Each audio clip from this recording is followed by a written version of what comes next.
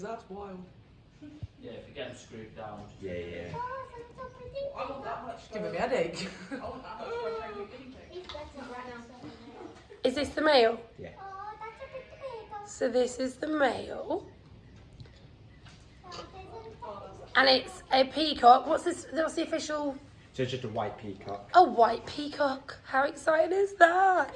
And not to leave him on his own, we've got a beautiful female who's asleep. She's had enough. She's just chilling. So how old are these guys?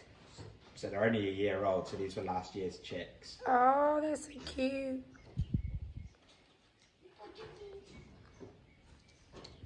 Oh, he's very happy.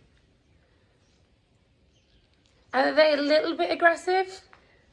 Or they kind of chilled unless you get up in their face? They're very territorial, so once they've decided something's their home, they will protect it. Sorry, go on. They're not a bird that you touch, so there'll be no stroking, especially if the males, you don't touch them. They don't like being touched and they will attack you if you do touch them, but they're usually pretty good.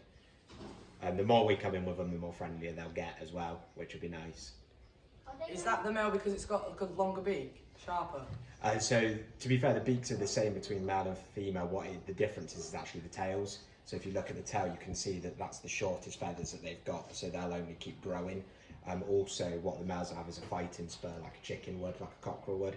So it'd just be where the legs are, there'll be a small spur, and also the talons on them are pretty huge, so that's what they'll use to fight. Yeah, but the female's beak, I'd rather get a bit off her than him. That was well tasty, doesn't it? And he's down here. This is the female. She's a little bit more chilled. She's not come out yet. We just missed a beautiful flight where he jumped out and flew. It was like a spaceship giving you the stare.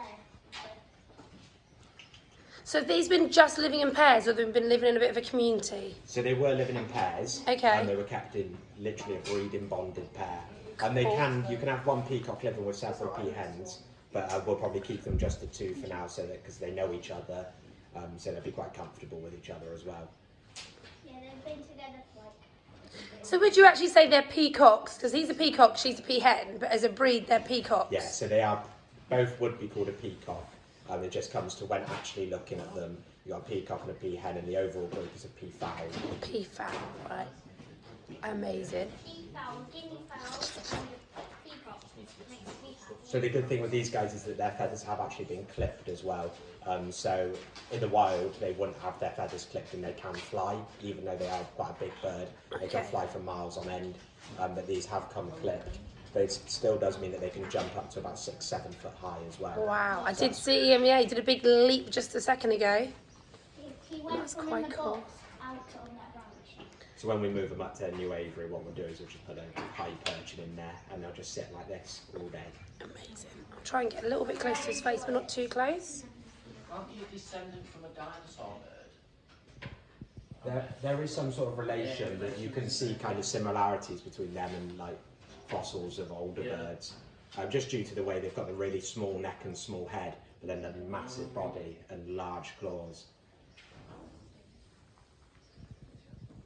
She seems very happy where she is at the minute, just relaxing.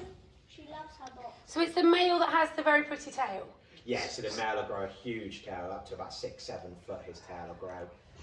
It'll only occur really in their breeding season, which is May through to October. So they are in it now, but fortunately just because they're a bit younger, they haven't grown the full tails yet.